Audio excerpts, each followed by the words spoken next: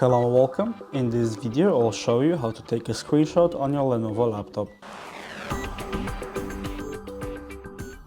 So the fastest way to do that is to just use a snipping tool, which you can quickly access using the Windows key, Shift and S shortcut, and this will open the snipping tool.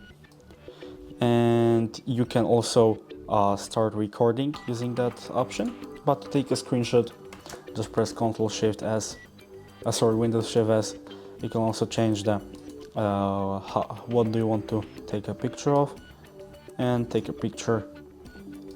And to check if it has been taken, you can go to Paint or press on the prompt on the notification you get. And as you can see, we got the screenshot, and now we can, for example, copy it or save it, whatever you want. So I believe we're done for the video. If you consider it helpful, leave a like, subscribe, and thanks for watching.